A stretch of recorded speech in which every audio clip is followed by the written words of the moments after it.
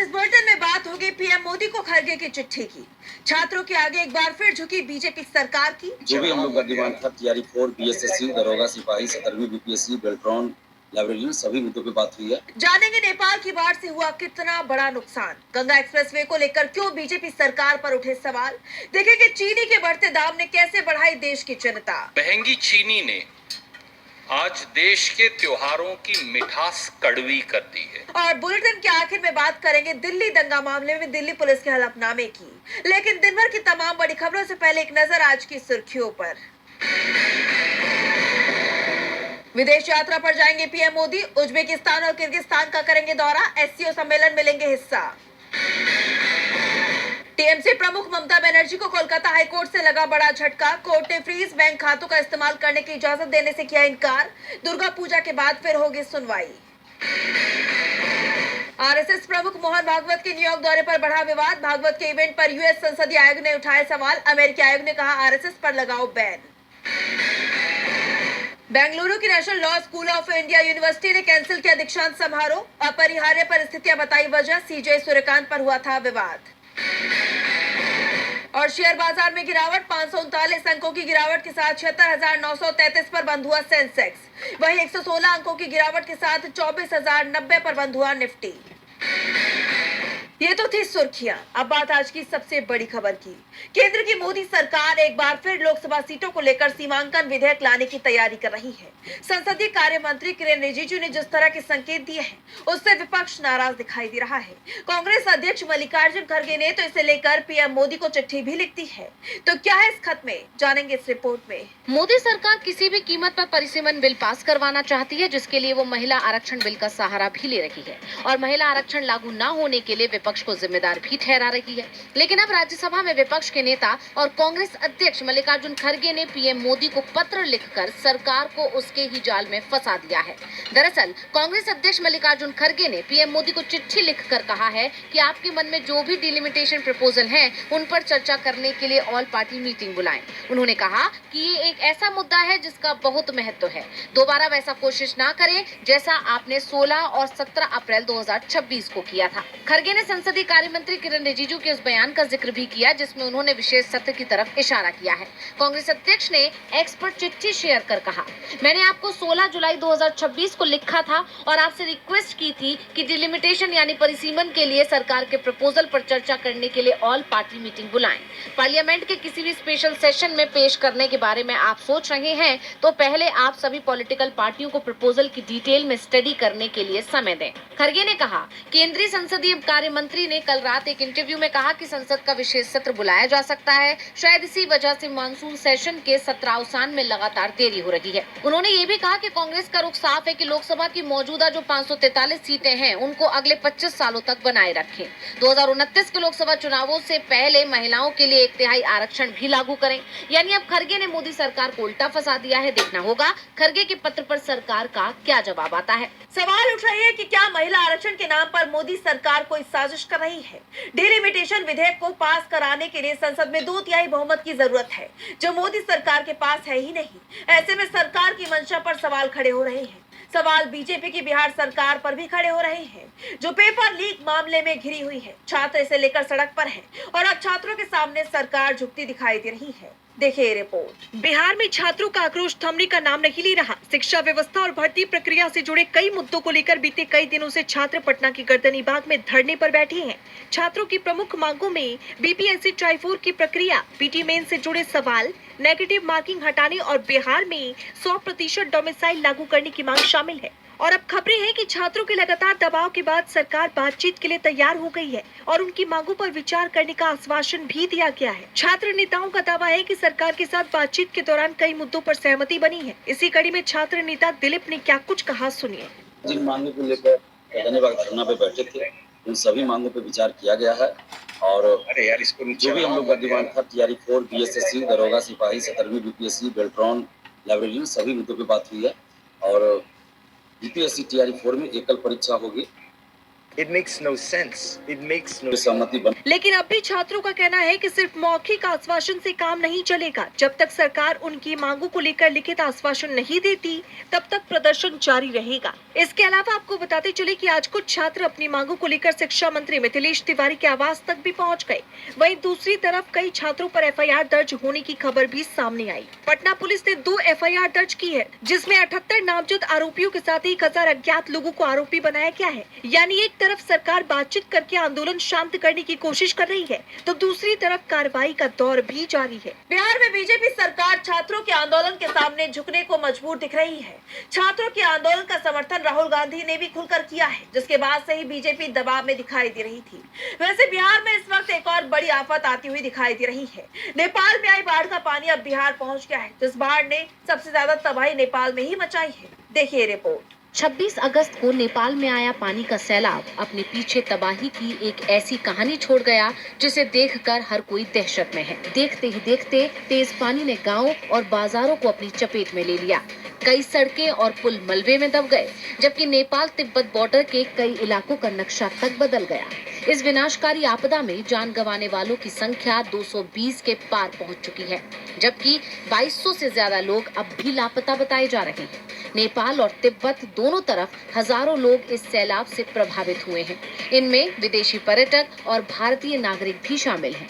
भारत के विदेश मंत्रालय की तरफ से भी कहा गया है कि नेपाल की बाढ़ में फंसे 21 भारतीयों को बचा लिया गया है, जबकि 288 भारतीय नागरिक अभी भी लापता हैं। चीन की सरकारी वेबसाइट सीसीटीवी के मुताबिक तिब्बत में 550 से ज्यादा लोग अब भी लापता हैं।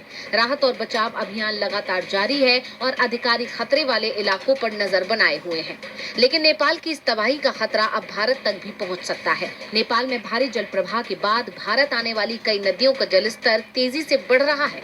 यही वजह है कि उत्तर प्रदेश और बिहार के कई जिलों में बाढ़ के संभावित खतरे को देखते हुए हाई अलर्ट जारी कर दिया गया है। जैसा कि आप जानते हैं कि नेपाल से निकलने वाली कई नदियां भारत में प्रवेश कर बिहार और उत्तर प्रदेश के बड़े इलाकों से होकर गुजरती हैं। ऐसे में नेपाल में अचानक बढ़ा जल प्रवाह सीमावर्ती क्षेत्रों के लिए बड़ी चुनौती बन सकता है। फिलहाल प्रशासन पूरी तरह सतर्क है। नदियों के जलस्तर पर लगातार नजर रखी जा रही है और केंद्र सरकार भी हालात की निगरानी कर रही है। अब सबकी नजर इस बात पर है कि नेपाल का ये जल सैलाब भारत में कितनी बड़ी चुनौती खड़ी करता है। नेपाल की बाढ़ में 288 भारतीय लापता हैं। उत्तर प्रदेश और बिहार में से लेकर अलर्ट जारी किया गया है। वैसे यूपी में अगर आप गंगा एक्सप्रेसवे पर चल रहे हैं तो आपको पूरे रास्ते अलर्ट रहना पड़ेगा, क्योंकि सावधानी हटी तो वही दुर्घटना घट जाएगी, क्योंकि गंगा एक्सप्रेसवे बार बार दरकता दिखाई दे रहा है। एक बार फिर ये सड़क कई जगह से टूट गई है, जिससे योगी सरकार विपक्ष के निशाने पर आ गई है। तो क्या है ये पूरी खबर, जानेंगे इस रिपोर्ट में। उत्तर प्रदेश में इसी साल बने गंगा एक्सप्रेसवे पर दरारें पड़ गई हैं और ऐसा दूसरी बार हुआ है। ये घटना भारी बारिश के बाद इसी हाईवे के एक और हिस्से में 10 मीटर गहरा गड्ढा बनने के ठीक एक हफ्ते बाद हुई, यानी 10 दिनों में घटना दूसरी है। ये दरारें उन्नाव के पास एक हिस्से में देखी गई, जहां पहले भी मिट्टी धंसने और कटाव की खबरें आई थी। बाद में national highway authority of India यानी NHAI ने पैच वर्क करके उस क्षतिग्रस्त हिस्से की मरम्मत की थी और अब मरम्मत वाली जगह पर नई दरारें आ गई हैं, जिसका वीडियो भी सामने आया है। सबसे पहले आप ये वीडियो देखिए।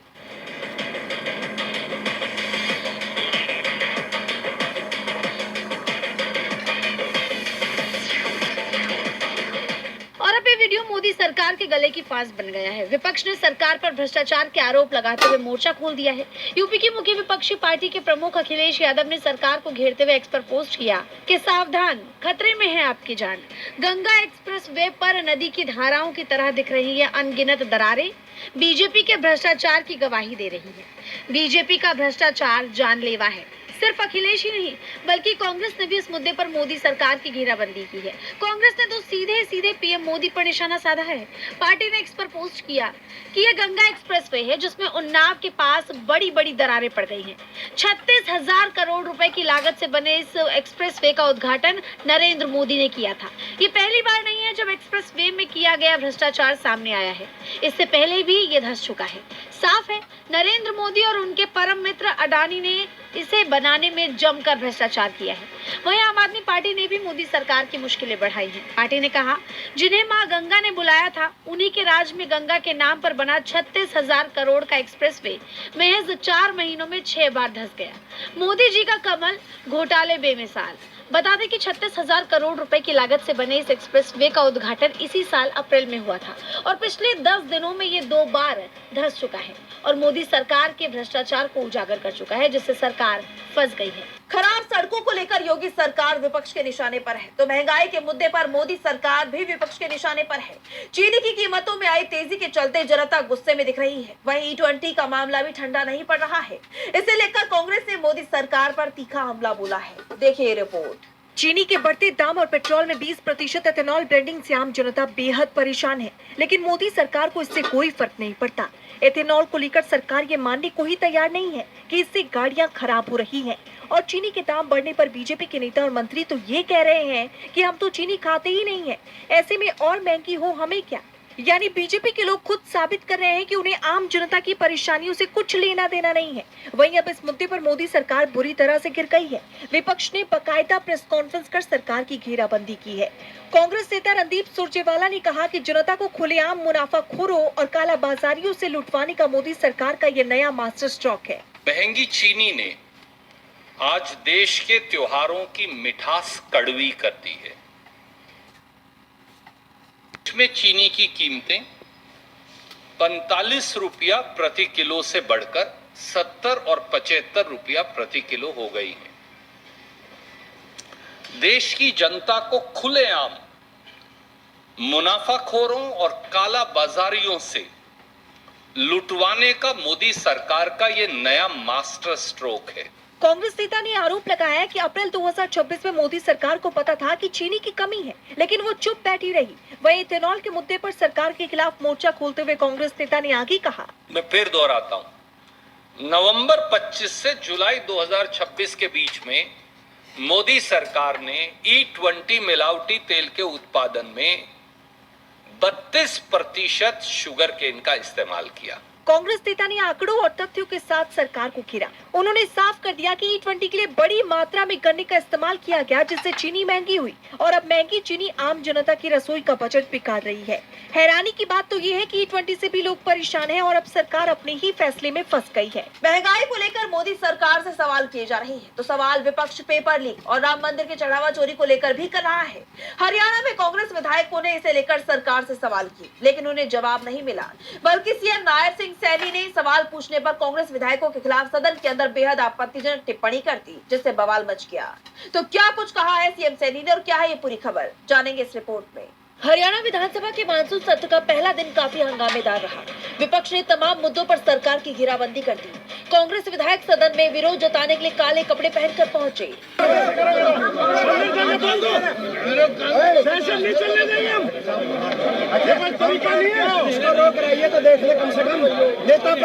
उनके हाथों में तख्तियां थी, जिन पर राम मंदिर चढ़ावा चोरी और पेपर लीक से जुड़े नारे लिखे थे। इस दौरान विपक्ष की तरफ से सरकार के खिलाफ जमकर नारेबाजी की गई। पुलिस ने हरियाणा विधानसभा में नेता विपक्ष भूपेंद्र सिंह हुड्डा समेत सभी कांग्रेसियों को गेट पर ही रोकने की कोशिश की। इस दौरान धक्का मुक्की हुई और पुलिस और कांग्रेस विधायकों के बीच झड़प भी हुई। कांग्रेस का आरोप है कि पुलिस ने विधायकों को रोकने के लिए जगह जगह बैरिकेडिंग की और लाठीचार्ज भी किया। इससे कई विधायकों को चोटें भी आई हैं। सदन में जाकर भूपेंद्र सिंह हुड्डा ने स्पीकर से इस बात की शिकायत भी की। उन्होंने कहा कि हमारे साथ मिसबिहेव हुआ, आपने धक्के मारने के लिए बदमाश भेजे थे क्या? 4 बार तो सांसद रहा हूँ, 6 बार विधायक हैं। ऐसा मैंने कभी नहीं देखा जो आज हमारे साथ हुआ मिसबिहेव। कौन सी ड्रेस में पुलिस वाले वो बैठा पीछे, वो पता नहीं होगा कौन बदमाश आपने भेजे थे। आपने आदेश दिया था क्या हमारे को रोकने के लिए, धक्के मारने के लिए? आदेश दिखाओ आप। कांग्रेस नेता के आरोप पर सीएम नायर सिंह सैनी उठकर जवाब देने लगे। उन्होंने कहा कि कांग्रेस ने सदन के बाहर गुंडागर्दी की। इतना कहते ही विपक्ष ने विरोध जताना शुरू कर दिया। कांग्रेस ने कहा कि सीएम ने हमें गुंडा कहा। कांग्रेस ने इन शब्द को सदन की कार्रवाई से हटाने की मांग की। सदन में जारी हंगामे के बीच स्पीकर ने 2 बार सदन की कार्रवाई स्थगित की। कार्यवाही दोबारा शुरू हुई तो कांग्रेस विधायक वेल में जाकर नारेबाजी करने लगे। इस पर स्पीकर ने 8 विधायकों को दिन भर के लिए सस्पेंड कर दिया, जिसके बाद कांग्रेस विधायक विनेश फोगाट ने माफी की मांग की। देखिए, वो तो पार्टी डिसाइड करेगी, जैसे भी पार्टी डिसाइड करेगी उस हिसाब से करेंगे, लेकिन बोलने ही नहीं देंगे तो कैसे विधानसभा का सत्र चलेगा? नेता प्रतिपक्ष हुड्डा साहब है, उनकी कमीज फाड़ी गई है, उनको कोड़ियां मारी गई है, ये बड़ी शर्म की बात है। माफी मांगनी चाहिए स्पीकर साहब को, फिर मुख्यमंत्री जी को माफी मांगनी चाहिए। आदेश किसने दिया है? कांग्रेस ने सरकार के खिलाफ मोर्चा खोल दिया है, जिससे सरकार की मुसीबतें बढ़ती दिखाई दे रही है। सवाल उठ रहे हैं कि आखिर पुलिस को नेता विपक्ष पर लाठीचार्ज करने का अधिकार किसने दिया, किसके कहने पर कार्रवाई की गई। और बुलेटिन के आखिर में बात करेंगे दिल्ली दंगा मामले की, जिसे लेकर पुलिस ने हाईकोर्ट में जवाब दाखिल किया है। इस मामले में उमर खालिद और शर्जील इमाम की तरफ से जमानत याचिकाएं लगाई गई है, जिसका पुलिस ने विरोध किया है। तो क्या है ये पूरी खबर, जानने के लिए देखिए ये रिपोर्ट। साल 2020 के दिल्ली हिंसा की बड़ी साजिश से जुड़े मामले में उमर खालिद और शर्जील इमाम की जमानत को लेकर कानूनी लड़ाई एक बार फिर तेज हो गई है। दोनों आरोपियों ने ट्रायल कोर्ट से अपनी तीसरी जमानत याचिका खारिज किए जाने के बाद दिल्ली हाई कोर्ट का रुख किया था, लेकिन अब दिल्ली पुलिस ने हाई कोर्ट में दाखिल अपने जवाब में दोनों की नई जमानत अर्जियों का जोरदार विरोध किया। पुलिस का कहना है कि उमर खालिद और शर्जील इमाम सुप्रीम कोर्ट के अपने मामले में दिए गए आदेश को नजरअंदाज कर दूसरे मामलों के फैसलों को जमानत का नया आधार बनाने की कोशिश कर रहे हैं। दिल्ली पुलिस ने दोनों को 2020 की हिंसा की कथित बड़ी साजिश के मुख्य साजिशकर्ताओं में शामिल बताया। पुलिस ने गुलफिशा फातिमा मामले में सुप्रीम कोर्ट के फैसले का भी हवाला दिया और कहा कि अदालत ने सभी आरोपियों की भूमिका और परिस्थितियों को एक जैसा नहीं माना था। कुछ आरोपियों को जमानत मिली, लेकिन उमर खालिद और शर्जील इमाम को राहत नहीं दी गई थी। पुलिस के मुताबिक दोनों को दोबारा जमानत मांगने की इजाजत भी कुछ तय परिस्थितियों में ही दी गई थी। जैसा आप जानते हैं कि कड़कड़डूमा कोर्ट पहले ही उनकी तीसरी जमानत अर्जी खारिज कर चुकी है। अब दिल्ली हाई कोर्ट में दोनों पक्ष अपनी दलीलें रखेंगे। ऐसे में सबकी नजर इस बात पर टिकी है कि हाई कोर्ट उमर खालिद और शर्जील इमाम की नई जमानत याचिकाओं पर क्या फैसला सुनाता है। ये बात तो आप जानते ही हैं कि दोनों ही आरोपी बिना जमानत के करीब 6 साल से जेल में बंद हैं। इसे लेकर सवाल भी उठाए जा रहे हैं। जहां बीजेपी के करीबी लोग गंभीर आरोपों में भी आसानी से जमानत हासिल करने में कामयाब हो जाते हैं, वहीं बीजेपी सरकार से सवाल करने वालों को लंबे वक्त तक जमानत तक नहीं मिल पाती। तो आज इस बुलेटिन में इतना ही। आप देखते रहिए टीवी लाइव। नमस्कार।